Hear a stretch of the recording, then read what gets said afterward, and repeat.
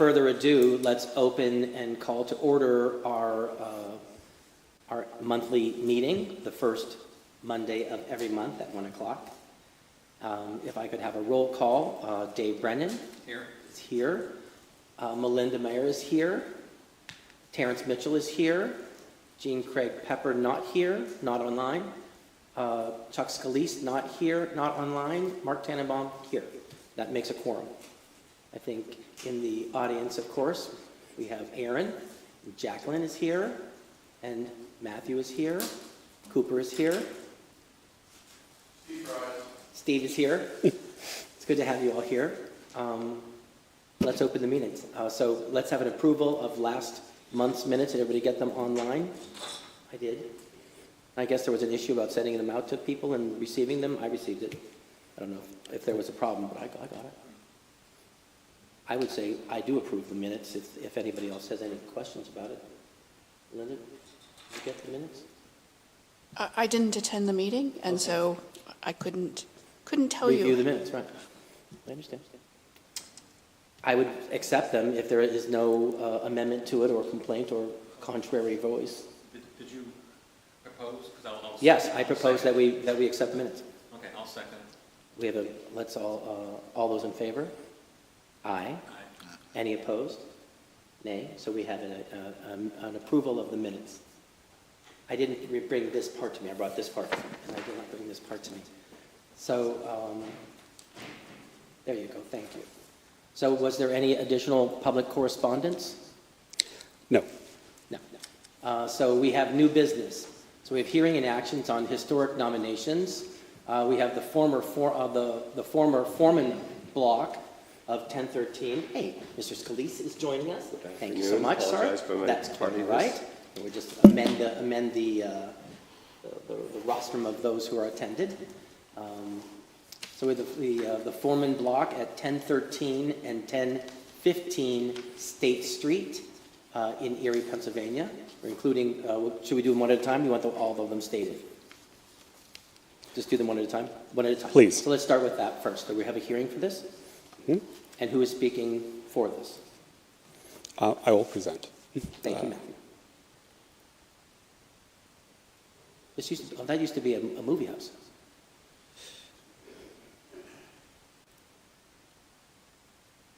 There we are.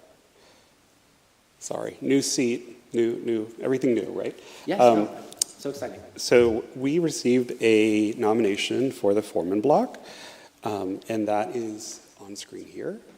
The nomination was done by the property owner. So in the process, we are at the very beginning. So today, it's your job as the commission to, at the very least, determine whether or not there is a reasonable cause for this to be considered a historic landmark. You also, should you choose, are able to make a recommendation to City Council. This nomination is scheduled to be heard before the Planning Commission later this month, on the 19th. The location of 1013 and 1015 State Street is in downtown, just a few blocks from here. It is located in the downtown neighborhood, which is represented by the Erie Downtown Partnership and Erie Downtown Development Corporation.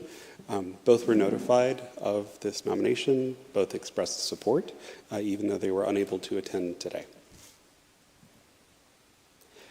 To give you a sense of where we are, the resource is bounded here in red. It stretches from State Street to Commerce Street, which is a small alleyway, and is adjacent to the Renaissance Building. And here we have it. This is, I think, what is most commonly referred to as McCoy's, but is the foreman block. Some site photos here. You can see that there's a tremendous amount of detailing, both with the brickwork. What you can see on left is kind of an ornate stucco facade. And that we're very fortunate in that this building has 2 ghost signs on its side that relate directly back to its history. So here on the north side of the building, which is the far right picture, you'll see that it's an advertisement for the Foreman Brothers. And it says dry goods and millinery. And then this picture, it's very faint, but in the kind of upper high, in the kind of, along the roof cornice, it says the Winter Company. We'll talk about what the Winter Company is and how it relates to this building in just a moment. It's an abbreviated history because there is so much to this building.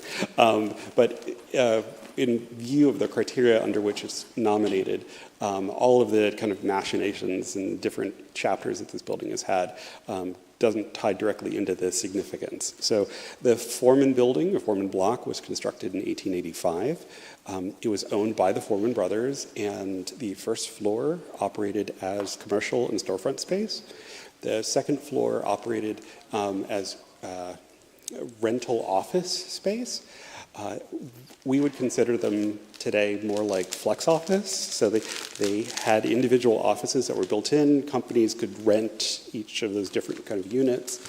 And then on the third floor was kind of units for rent. It wasn't necessarily a hotel, more like an inn. Over time, the building's function has changed, but very similar to what we saw previously with the building at 1919 Peach Street. The storefront, the kind of first floor, always served a commercial purpose. The second floor always served some kind of office function as well, and the third floor would change over time. In 1911, the Winter family bought the building and operated the Winter Piano Company out of it. And this was out of 1015 State, which is the southern side of the building.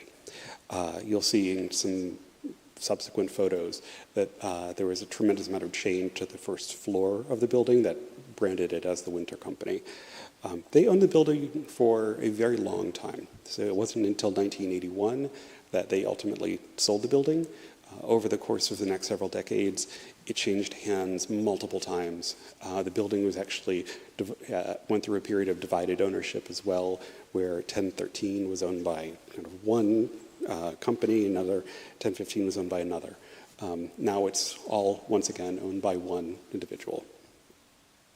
You'll see on this slide some advertisements. Because we're operating with so many different businesses, we were very fortunate enough to see how that has changed over time. I love advertisements because they're very blunt. Our business is not a success on the left-hand side. It's an advertisement for rugs. It's a going out of business sale. You have another one for the Winter Company that, again, they were selling pianos, but they also, on the second floor, operated one of the offices was a kind of a radio room, and so that way they also would play music and have people come in and operate kind of over the airwaves. Again, another way for them to bring in business. And then on the right-hand side, you have too many parlor tables for, again, the businesses that were in 1013 State Street. So the criterion for designation that best fits this building is criterion C, that embodies the distinctive characteristics of a type, period, or method of construction, or that represent the work of a master, or that possess high artistic values, or represent a significant distinguishable entity whose components may lack individual distinction. To put it briefly, this building is not only the best representation of Romanesque revival architecture in downtown, it's very much the only example left. Because downtown went through a tremendous amount of redevelopment in the 1960s, much of the Romanesque revival architecture was lost. And so what we have today in the Foreman block is the best extant example. It's not a pure example of Romanesque revival because there are inherent neoclassical elements to it. So if we go back to the building's facade, the kind of elaborate metal cornice, as well as some of the engaged Corinthian pillars all relate back to neoclassical design and neoclassical architecture. So this is a bit of a blend, but also revival styles at this time were very typically a blend of multiple architectural styles. When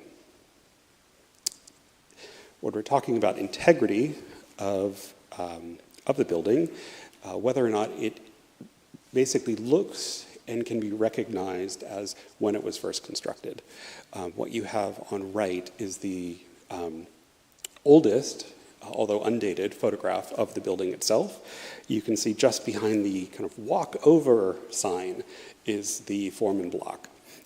Again, there's been a tremendous amount of change to the street, but looking at the plat maps and judging by some of the automobiles in this picture, we're looking at something from the early 20s.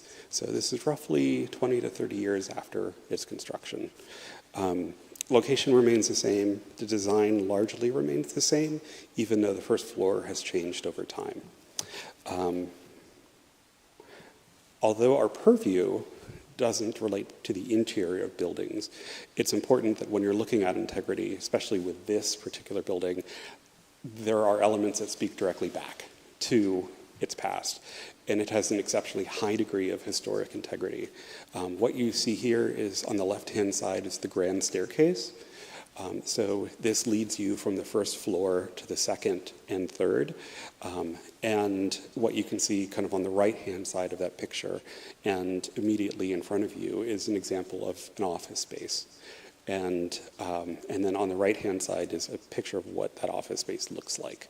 So it's very rare that this happens. Usually there's kind of an indication of why. And in the Winter Company in particular, and some of the operations of the first floor of the building basically used the second and third floor for storage. And that over time meant there wasn't a need for a lot of change. You can see that in sections of the building, the floor has been reinforced to support the weight of pianos. And there are kind of are pathways through the building to ensure that the floor can support the weight. But other than that, you have a second and third floor that are almost entirely intact, both on the exterior and interior. The survey results that were done earlier on last year identified this building as being significant under criteria C and recommended it to be eligible to be listed on the National Register of Historic Places. I have suggested motions, but I do want to show you some more pictures. So this is a snippet from the construction of the Trust building to the left. Mm-hmm. And if you look closely, you can see that it had a kind of horizontal marquee on top that identifies both the Winter Piano Company and then an electrical company on the left-hand side. And also there's a picture from the 1970s, which is bifurcated. And so on the left, you can see that the State Street Food Mart, which was a pretty beloved institution here in Erie, had its longtime home in 1013 State Street. And then you'll see the Winter Company on right, and that was their showroom. It's a gorgeous Art Deco facade. Unfortunately, has been lost through time. And that did factor into the significance for this building as well. There is, I think, the potential argument to say that this building is associated with the Winter Piano Company, but because we've lost this particular facade, it doesn't connect as well back. So that, I think, takes us back to the kind of strongest argument for why this is significant, the building's overall Romanesque Revival architecture. Oops. So I'll go back to the reasonable cause motion, pause, and see if there's any questions from the commission. I'm sorry, I didn't get the agenda. Mm-hmm. I'm a little confused. The Winter building is one thing. What is this Mary and whoever Spencer, what is that? That's our second nomination. So the Foreman block was one nomination that we received. Uh-huh. And then once you have an opportunity to adjudicate on this, we'll move over and talk about the William and Mary Spencer House. All right. So, okay. Yep. There weren't pictures of it before or something. I didn't miss it. You haven't missed it, Okay, no. all right. I just wanted to thank you for recognizing the Art Deco look. I remember in the 70s walking by the building, and the coolest, I'm not sure, is it concave or Oh, yeah, convex? they had this The- window, The right. window in front. And they ran water over it. It was the coolest thing, and I know not original to the building, but somewhere in the 40s or 50s it was added, Got in there. and it was really cool. Bob Bazanko ran the Winter Inn. It was a nighttime, daytime food restaurant kind of place, and it was wonderful. Yeah. So just adding a little color to the history of the building and so on. So And it had a really neat basement too, didn't it? Yeah, There was all that stone Yes. in the basement. there was another club underneath there. yeah. We're all showing our age, obviously. We just, They had trains that would run around the inside of it. It was very cool. very cool. No, I appreciate it. I will say that it took a very Oh, it was long neat. time because Yeah. I initially found pictures of it. John Fosco did all the work, the artist John Fosco did all the work in the basement. And he did all those wings of airplanes and train stuff. Yeah, Very cool. A little foggy on that. I'm just remembering this cool window, and you're right, there's water that went over it then eventually. So. And this, Waterfall in the wintertime? Yeah. In the wintertime? I don't know if they did think of it at the time, I don't know. But then the A little State Street foggy Food here. Market, I remember that well, and I remember the Steels, the bar that was there, they had a steel burger that was like, they had the special steel sauce on it. It was good. So, back on point. Sorry. Thank you. No, it's always very dry when you're kind of pouring through But this is what the history is. I mean, advertisements. this is part of what we Yes. do. It is absolutely Save that. part of the history, and it took me a little while because originally the first kind of picture from the I think late 70s had the exact same facade and said the Winter Inn, Yeah. and then I found another one that said Winter Company, and so it was it was marked kind on of the a sidewalk. research question right off the bat. Correct. Yeah, there's a tile, I think, the Winter Company or Winter Inn in the. Oh, the concrete. Yeah, in the Yeah. concrete And you can, front yeah, you door. can still find a Winter piano in Erie. They made pianos and they sold their brand of pianos. It was a big deal for a long time. And I've been upstairs in that second floor. It's like a time capsule. Very much so. The second and third floor. But it's difficult for these businesses to utilize the second and third floor all along State Street. That it's hard to, There's no elevator. I mean, here you could do housing, you could do offices, you could do something up there. It's just very difficult to do. We're in a way fortunate, as this building, it does have an elevator, but a freight elevator. Oh, is it? Okay. Exclusively for pianos. Right. Right, because they were, at one point, it was altered to make sure that pianos can be lifted and moved in all different levels of the building. But freight elevator and people elevators are two very different things.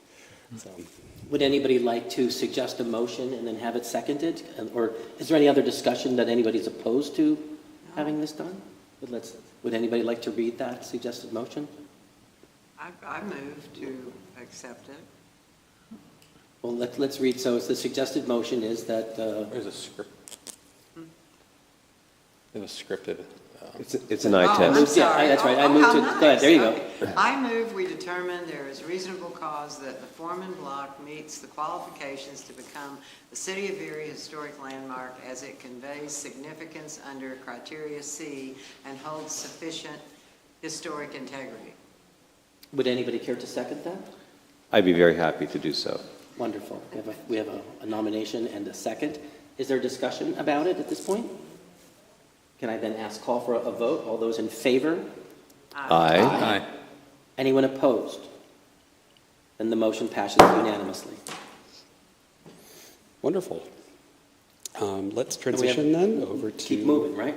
Yep. So the Spencer House, okay, which is at 519 West 6th Street. West 5th? Okay, West 6th, that's right. So William and Mary Spencer House. Yes. I know that it's not immediately recognizable from what's before you, but this was absolutely such a treasure to come into. And the William and Mary Spencer House is a treasure in and of itself. So what you see before you are the original blueprints for the building, which are kept in in trust by the Hey. current, innkeepers. So we received this nomination for the William and Mary Spencer House, and I'll take you through it. So today, as before, your responsibility as a commission is to determine whether or not there's reasonable cause for this building to be historic. You also, should you choose, are able to make a recommendation to City Council. It too is scheduled for a Planning Commission hearing on the 19th. And they got one of our grants or whatever. HBIG grant, yep. Yeah. So the building is located at 519 West 6th Street, and that is in our West Bayfront neighborhood, who were notified of the nomination. Here you can see a site map. The resource is bounded in red. And this, I think, is much more visibly recognizable to us all. This William and Mary Spencer House is today the Spencer House Bed and Breakfast, which is the oldest and longest operating and only bed and breakfast here within the city. Some site photos, largely centered on the exterior. Here you'll see on left, kind of interior view of the wraparound porch, as well as what that view is from the street, and then a detail of some of the ornate brickwork that is present throughout the building. Here, this is just above the main entrance, in stained glass, an S for Spencer. There is, throughout the entire building, lots of different features that allude back to the Spencer family and what was important to them. So for criteria for designation, there are two. That it is associated with the lives of persons significant to Erie's past. In this case, that the William and Mary Spencer House meets this criteria, as it is the building most affiliated with William and Mary Spencer, as well as the Spencer family, who made significant contributions to Erie's business, social, religious, and civic history. We need to dig into this a lot because they were a very prominent family to our city. So initially, J.C. Spencer, in 1829, moves to Erie from Connecticut. And here, J.C. is short for Jediah Colt Spencer. He is the original member of the Spencer family. He founded the First National Bank of Erie in 1863. It would go on to become one of the, if not the most prominent banking institutions here within the city. J.C. Spencer was also incredibly active in our civic life. He served as a trustee at the Presbyterian Church just down the street. He also, for the better part of nearly 30 years, served as a trustee and founder of Erie Cemetery, which I know has particular resonance here because Erie Cemetery has also gone through this landmarking process. So J.C. was so successful in his endeavors that he paid for the construction of the Spencer House in 1871. And it was meant to be a gift to William Spencer. I think one of the peculiarities of researching this family is that they repeatedly use the same name interchangeably through different generations. So there's lots of J.C. Spencers, there's lots of William Spencers.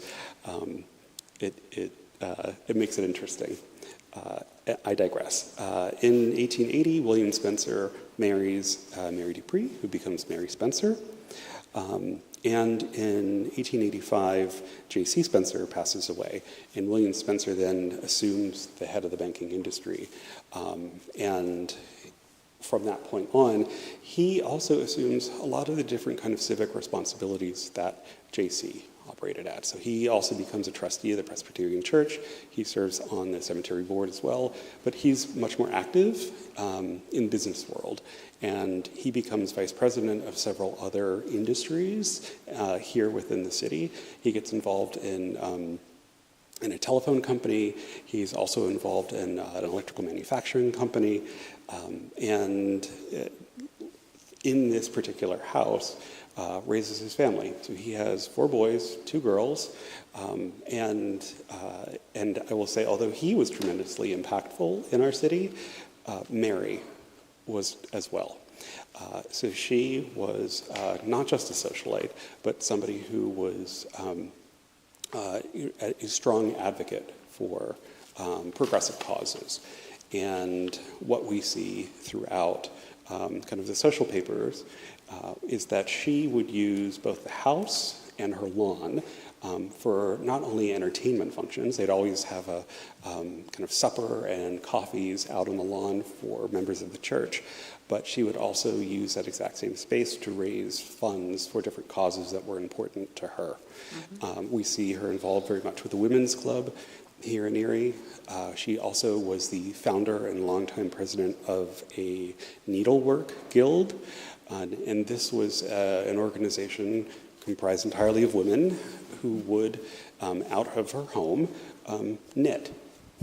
They would make pillows and baby blankets and baby clothing, and all of that would be then sent to different kind of relief efforts. What's particularly interesting is that during World War I, in which her sons served overseas, she and the Needlework Guild were very active in sending over care packages to France.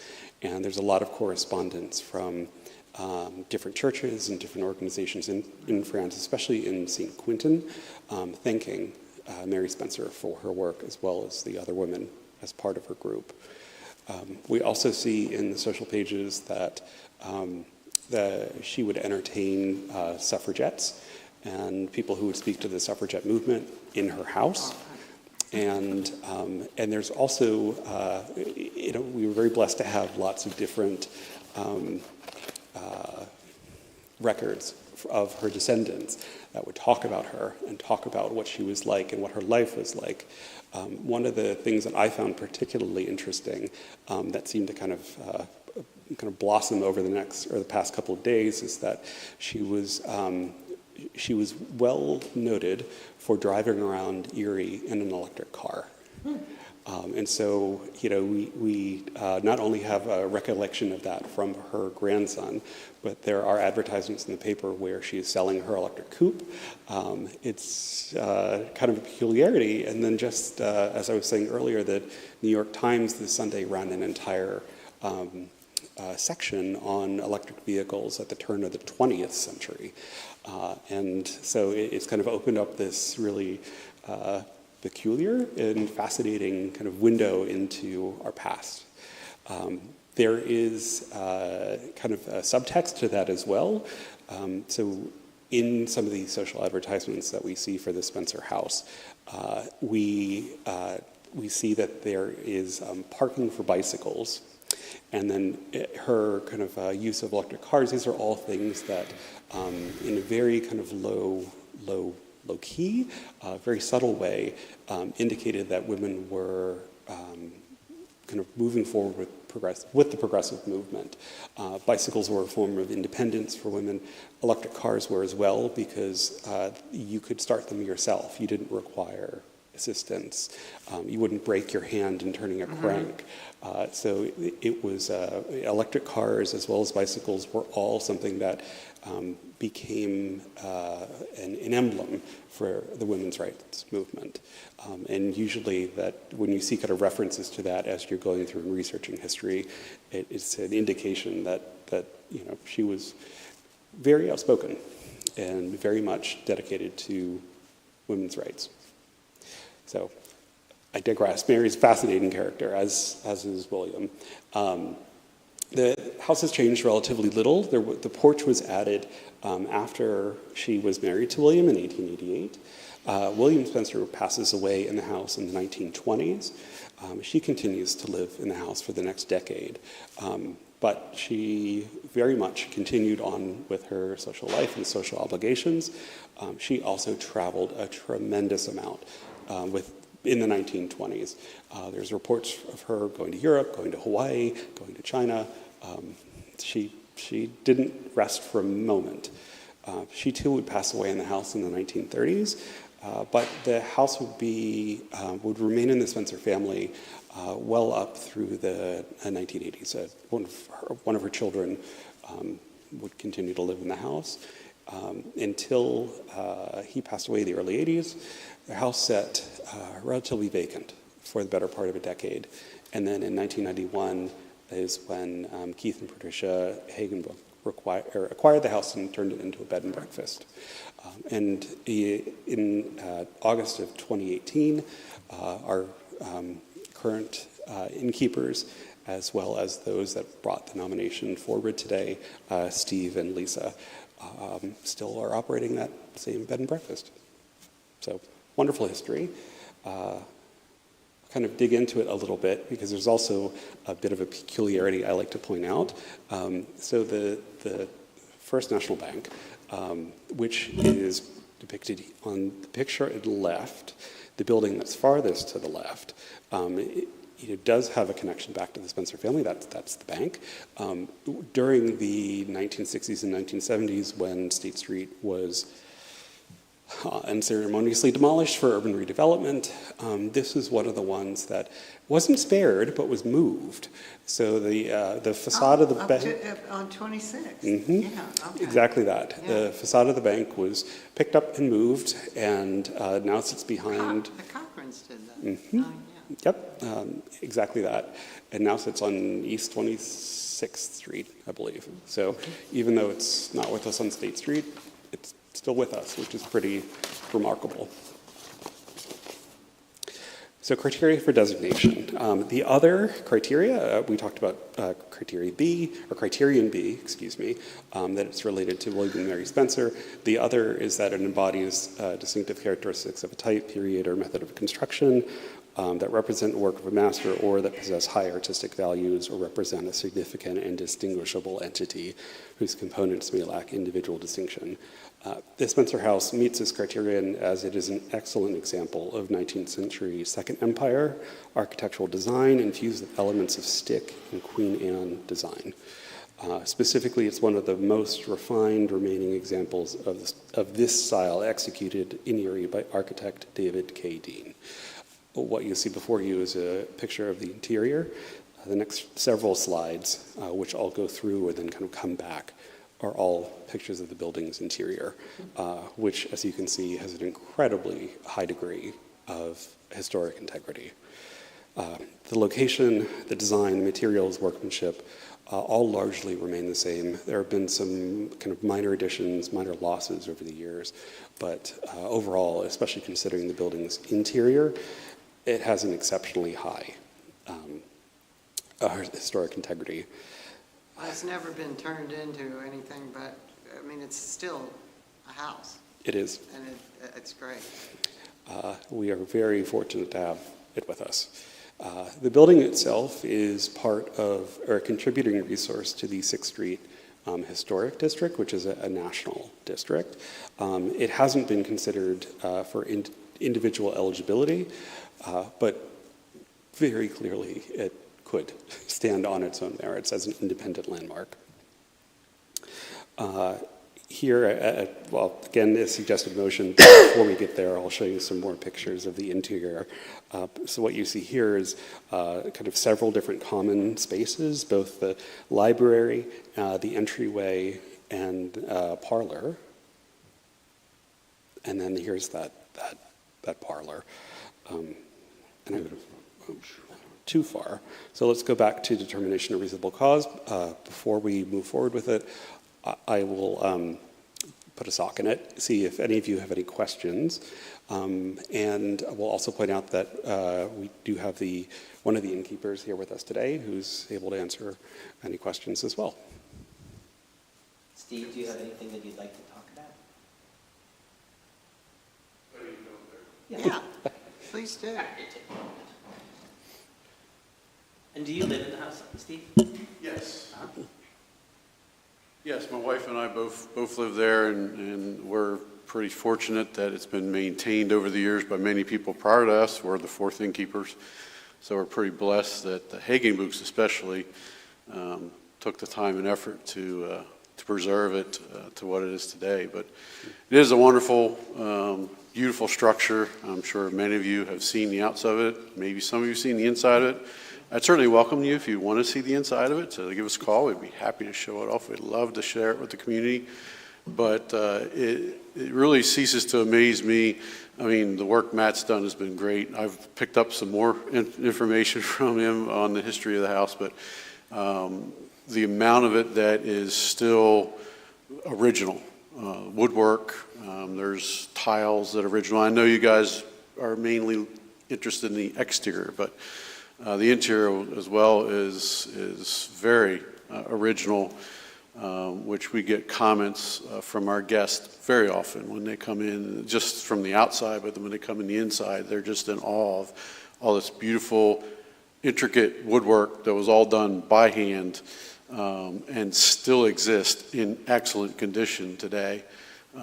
Tiles above the fireplace that go back to the religious interest of the original family that represent 4 stories from the Bible or parables from the Bible. There's some Bible verses in there.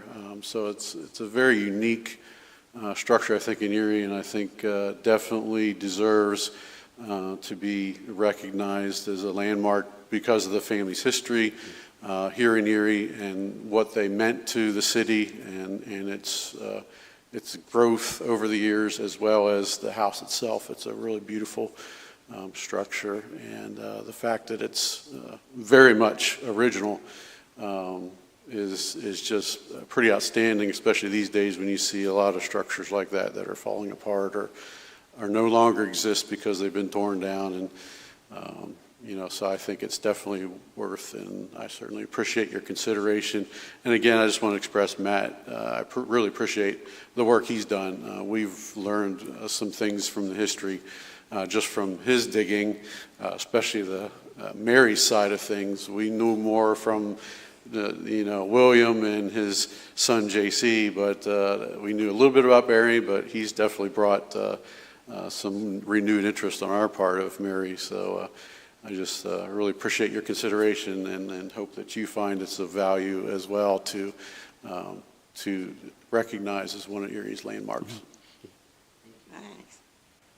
And I was just going to say, learning the history of the family is almost as fun as the history of the house. And I think one of the last heirs was Herbert Spencer. Does that sound correct? Because in 1975, I was delivering shoes for D. Eugenio Shoe Repair, and I delivered a pair of shoes to Mr. Spencer at that house. I was in 8th grade. So there's just a little color for you. But Is there a ballroom on the 2nd floor, Steve? There is not a ballroom anywhere in the house. It's all bedrooms on the second and third floor. yeah, wonderful. It was very apparent That that was they. good for you all. That's good for a bed and breakfast. Oh, yes, ballroom would have been necessarily very beneficial. Yeah. It was so apparent that they used the lawn, as really the community space. It was really exceptional because even when you're driving down 6th Street today. Well, that's why it's wonderful that it never was turned into apartments or whatever, because it's got all that original interior, which is wonderful. It's The gem. very clear this house, generation after generation, has had a lot of love, and there have been a lot of people that have put time and money and effort into keeping it up. It's a benefit to us all. It's expensive to own a house like that.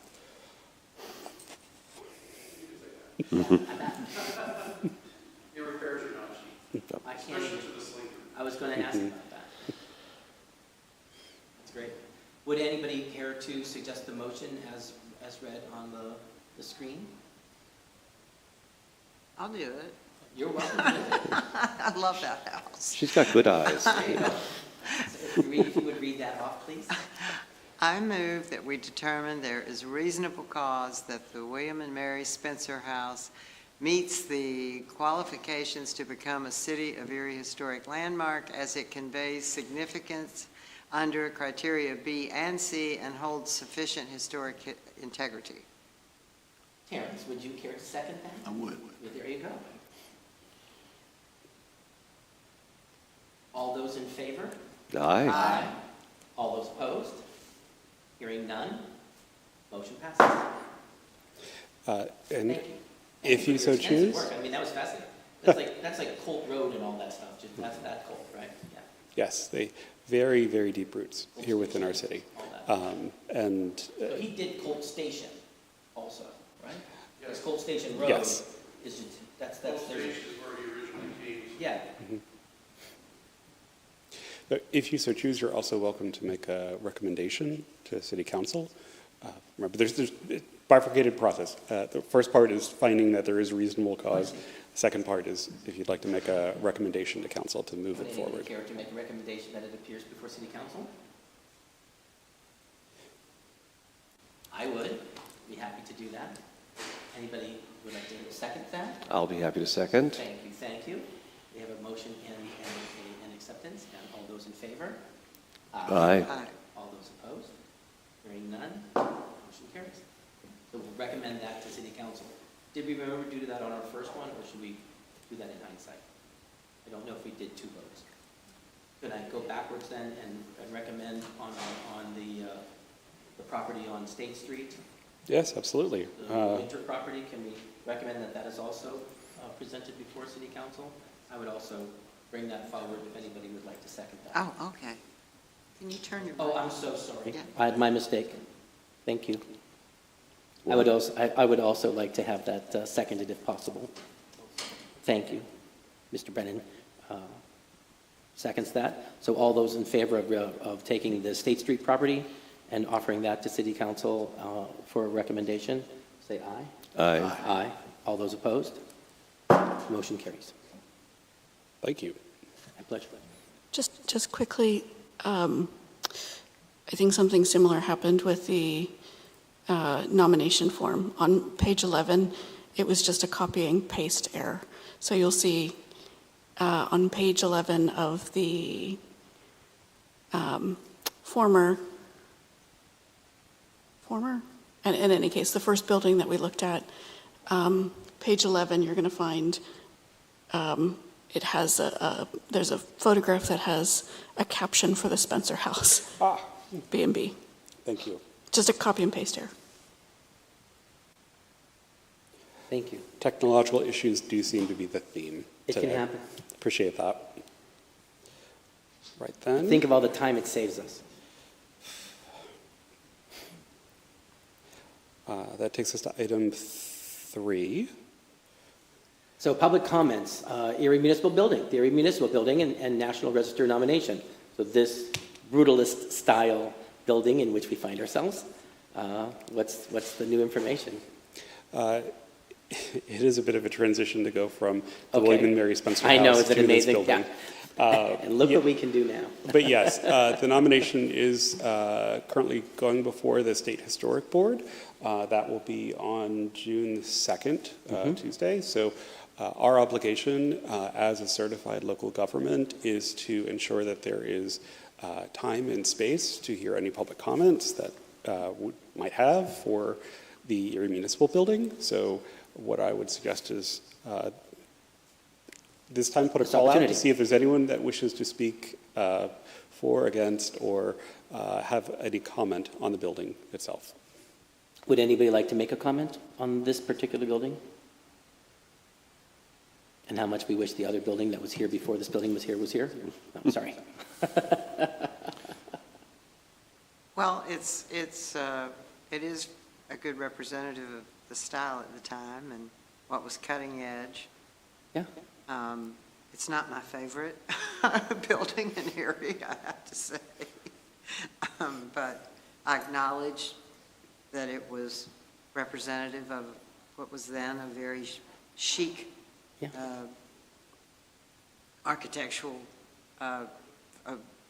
approach to public buildings. It's a different use of concrete. I mean, they had concrete and, reinforced concrete, but this whole stuff, when they made pillars out of it like this, was kind of innovative. I do mid-century modern stuff, and so from that perspective, it's a classic. Right. It's beautiful. When I walked in, and I love the buildings we just saw, because Yeah, right. that architecture is so valuable But from a mid-century modern perspective, this is a showcase, you know? And so all the techniques, all the concrete, the tile, the terrazzo floors, you know, all those things are so important. There's touches of furniture all through the building too. Little pieces. Make it a showcase. So I'm very. We could get all this into mid-century modern too. That would be Right. nice. We're not far off. I think we could redecorate. This has been a wonderful process in order to get to know this building a bit better. We are very fortunate because we were able to take the research from this nomination and pilot a tour of City Hall that talks, not just about the building, but about civic history and kind of how we got to this point. It's a fascinating story. It's our anticipation to have it open entirely to the public later this summer. We'll be looking, I think, into June to see if there's a date that would work for all of you to come on the tour and hear a bit more about the building and how it ties into Erie's civic history. I just want to comment that, and you did talk to the architect who was part of the design on this project, so that's quite, doesn't happen every day that you'd be able to do that. So I'm sure it was quite informative. I think that it is incredibly rare. I think that I had the exact same reaction as when I had walked into this Spencer house of like, oh my God. Yes, we were able to learn a lot from the architect, both in the design approach, the meaning behind it, and the inspiration. That we were able to connect this building to Walter Gropius's embassy in Athens. If we would not have heard that directly from the architect, it would have taken years and years to get to that point, to understand the connection, and we might not have been able to do it at all. So it was an absolutely powerful moment as part of this nomination. Are you saying this is like the Parthenon? Because I can see that. I mean, if that's what you're saying, Well- I can see that. You have to wait to the I have tour. to wait for the tour. All right, hold your horses. But to the point of our obligations today, I would very much suggest to ensure that there's an active call out to see if there's anyone from the public who wishes to comment during this time. Was it built in the 50s or 60s? It was constructed in the 60s. The original push for building a new city hall started in earnest in the mid-1950s. Yeah. 50s. I just want to break out into the tour now. Like, in fact, no, I'm kidding. Any other comments? I remember or- seeing photographs of the flattened land, And this was a great earth. Goldberg Height building, right? Is that right, Yes. Dave? This was John Evans then? John Evans was the Yeah, that Matthew spoke to. yeah. So it's good to have his insights. We both worked for John Evans back in the day. Yeah. After I left the shoe repair, I went on to architecture. Shoe repair, When Mr. DiEugenio Yeah, well, moved on. architecture, then development. I remember him. Yeah. Welcome to Erie, where everybody's Yeah, got a story, he fixed your shoes. and that's part of the color of our Absolutely. community. These are all little anecdotal, stories. So thank We you are for here for the indulging me. stories. Well, I think it's great that we are able to see that there are a wide variety of architectural styles that are represented in our community, and that this board is able to recognize in this process that it's not specific to one genre or type or style, but in fact that we're going to celebrate a fruit bowl of different types of architecture in our community. That's nice. All right. Now, what's the First National, the original First National building? What's its interior like? The original First National, the bank building that we saw earlier? Yeah, they took the front Well, off, but I don't the think they one they saved the moved building. to 26th Street? Yeah. There's no interior to it. The facade was moved. Oh, it was just the facade? Yes. Okay. So what's in it? It's Key Bank now, right? Yeah, Yeah, I believe it. I know it's for that whole, a Is it- while it was used. yeah, what's his name has this, The Lions Transportation or whatever? It was, and then I know that it I think it's used for an agency that does, Stairways. Oh, Stairways was there. Yes, thank you. Oh, okay, so you're speaking of the 26th Street site? Right. Yes. So it was moved up to that Right, site. but I didn't know if the interior was, Not the same interior. It's a, okay, it's so brand new. it was Yep, just the facade. yep. And they So, put it, and which we was, don't you know know, what's inside it, right? no, they tore that down. They They tore that whole thing down. Yeah. They tore it down? The building. And That's then between rebuilt. 9th and 10th, I think, on the east side, yeah. 8th No, you- Street. Between they- 8th and you- 9th. They Yeah. didn't tear Yeah. the facade down. No, they kept the facade, and they And peeled they- it off the they front of it peeled and put it on off trucks and put moved it on it. another building? Yes. Okay, got it. And we don't know what's inside the other building, but It's still there. I mean, it's a new building, yeah, yeah. with an old. With an old facade, yeah. Mhm, okay. Mhm, exactly. Which is nice. Better than throwing it in the trash. But the old lot has been replaced with a different building. Yes, it's now I believe it's a Highmark building, if I'm not I think mistaken. it's the Highmark building. All right. So, And they moved up to 10th and State and put the Baldwin building in sight, you know, the First National Bank and Trust is there. And then the Baldwins actually bought that from them at an auction. I have a $100 bill from that bank, kind of fun. That's stamped Erie, Pennsylvania on it. I'll bring it next for show and tell next week. well, if there's no other comments on the nomination, we can continue on. Then we can continue on. Thank you so much. So old business, we have the nomination status updates of the Erie Manticore, the Erie Labor Temple, and the South Erie Iron Works Company building. Well, hold on, let's not bury the lead. We have one more item left under Okay, new so sorry. business. Oh, bury the lead. Item 4 is that I wanted to expand a Okay, bit. title and responsibility, change culture resource manager. Yes. What's that? My title has changed. So I was hired as the historic preservation planner, which I've loved. It's been wonderful. I'm going to continue doing historic preservation work, but my title has now changed, and I am the cultural resource manager for the city of Erie. Okay. Why is because my responsibilities have broadened. So in addition to working with the historic preservation program, I have the opportunity to also work in our parks and with our open spaces. And so this change enables me to do that in a kind of much more broader way. Our parks, as was identified in our historic preservation plan, are cultural spaces. And I know that they have also been identified to kind of do multiple things with them. But so moving forward, the city has kind of connected internally between the planning department and Public Works. And there's a committee now that is kind of adjudicating and reviewing kind of all different things that come up in our parks. My role in that is to serve as the primary point for the community. And so if there is anyone that is going through a planning process for a park here in the city, or if they have suggestions, ideas, concerns, that I'm the point person for it. So if they have to burn someone That in makes effigy, sense. you're the effigy. You know, you're not just doing one function. Yes. There's also hope, and not just hope, but aspiration to officially create an archive and collection here within the city as well, so that there is a kind of a logical oversight and accessibility to the citizens when it comes to all of our documents. Photographs, things that are no longer in use, but are very much relevant to our history.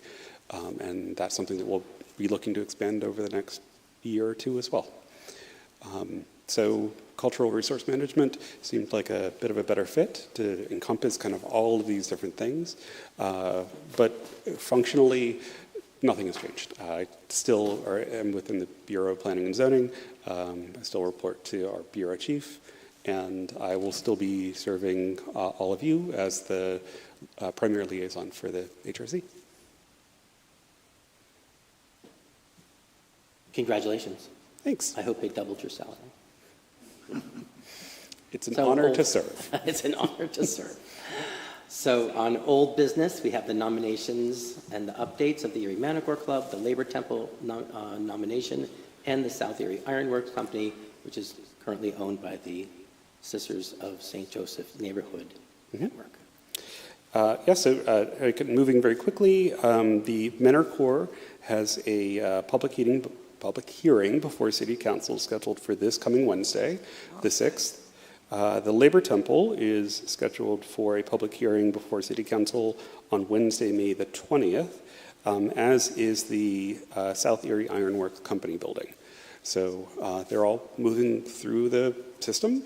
They should, the start of public hearing before council is in itself a bit of a lengthy process because not only do they need to hold a public hearing, but then at the conclusion of that, they'll have to pass an ordinance which amends our zoning code. So it can take about a month to 2 months to get through everything in council, but by early summer, we should have things well on their way, if not completed. The other component was the RFP. So we talked earlier about the grant that we received from the State Historic Preservation Office regarding our firehouse history. RFP was issued. Deadline for it was today. So we should be receiving, I think, out of all those that are interested, and we'll start adjudicating those applications and move forward on the project. I'm sorry, which nominations? I'm sorry. The multi-property, MPDF, multi-property documentation form for the firehouses here in the city. For the firehouses? Mm-hmm. Oh, okay. Thank you. We provided a grant for that, correct?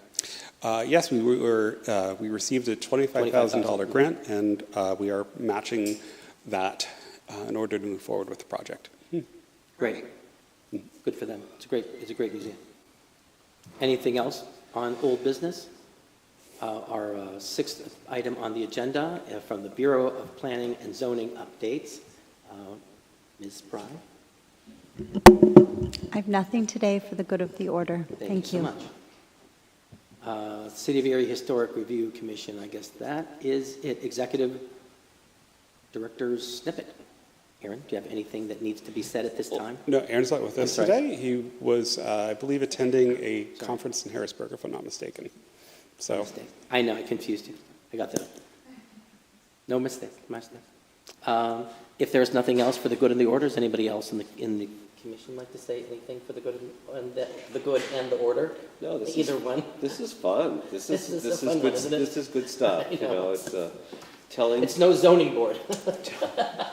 telling Erie stories and keeping Erie stories at our heritage alive is so important. So thank you for Here. inviting me. No, it's such a pleasure to operate on this board, and thank you so much for your work. I mean, I can see all the behind-the-scenes work going on. Cooper, I see the behind-the-scenes working that goes on. Thank you so much for everyone that does so much work for the good of the order. And without any further ado, I would call for an adjournment. Would anybody like to second that? I'll second. Thank you so much. We have an offer and an adjournment, and all those in favor say aye. Aye. All right. So moved.